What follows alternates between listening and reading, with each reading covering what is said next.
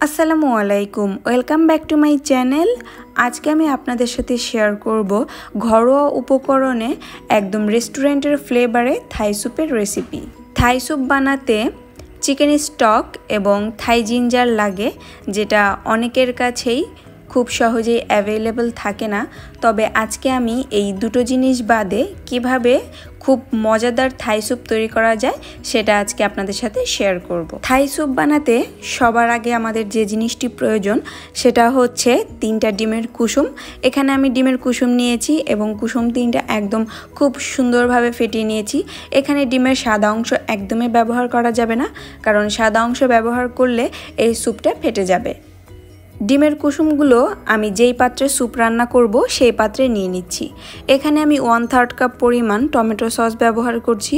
এখানে চাইলে আপনারা 2 টেবিল চা চামচ পরিমাণ চিলি সস ব্যবহার করতে পারেন। এখানে 1 টেবিল চা চামচ পরিমাণ সয়া সস দিয়ে দিলাম। এরপর দিয়ে দিব 1 টেবিল চা চামচ পরিমাণ লেবুর জুস। এই লেবুর জুসটি মাস্ট ব্যবহার করতে হবে। এখানে আমি প্রায় 1/2 টিস্পুন পরিমাণ লাল মরিচের গুঁড়া দিয়ে দিলাম। এই লাল মরিচের গুঁড়াটা দিলে ঝালের একটা ব্যালেন্স হয়। এখানে আমি 1/2 চা চামচ পরিমাণ জিরার গুঁড়া দিয়ে দিচ্ছি। এরপর দিয়ে দিব 1/2 চা চামচ পরিমাণ সাদা গোলমরিচের গুঁড়া। এরপর আমি 1/2 চা চামচ আদা বাটা এবং 1/2 চা চামচ রসুন বাটা এর মধ্যে দিয়ে দিলাম। এরপর আমি স্বাদমতো লবণ অ্যাড করছি। লবণটা আপনারা বুঝে শুনে দিবেন, কারণ সসের মধ্যে অলরেডি লবণ থাকে। এখানে আমি 1/2 টিস্পুনের মতো টেস্টিং সল্ট ব্যবহার করছি, আর এই স্যুপটা রান্না করার ক্ষেত্রে অবশ্যই টেস্টিং সল্টটা ব্যবহার করবেন। এখানে আমি 1 টেবিল চা চামচ পরিমাণ চিনি ব্যবহার করছি। এখানে আমি 1/2 কাপ পরিমাণ চিংড়ি নিয়েছি। চিংড়িগুলোর লেজের সাইডে আমি কিছুটা আঁশ রেখে দিয়েছি, আর ভেতরের যে রকটা আছে সেটা ফেলে দিয়েছি।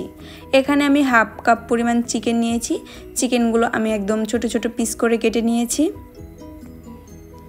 এরপর আমি 3-4টে লেবু পাতা মাঝখানে চিড়ে নিয়েছি। এখানে লেমন গ্রাস ব্যবহার করতে হয়।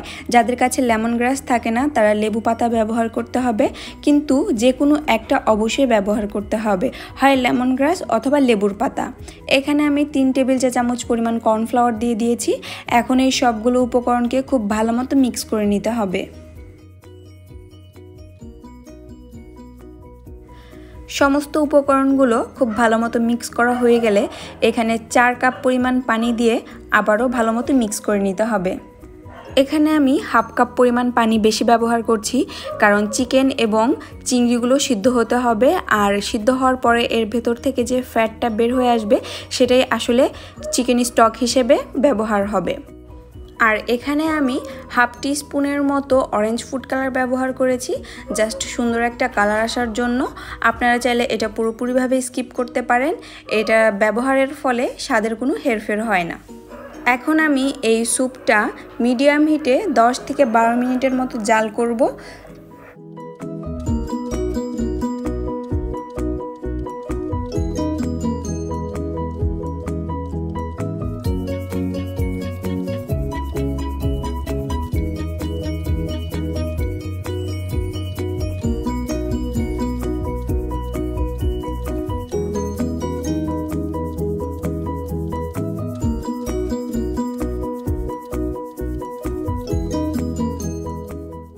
স্যুপটি জাল করতে করতেই এর থিকনেসটি দেখে বুঝতে পারবেন যে স্যুপটা হয়ে গেছে আর চিকেনগুলো এর মধ্যে সিদ্ধ হয়ে গেছে।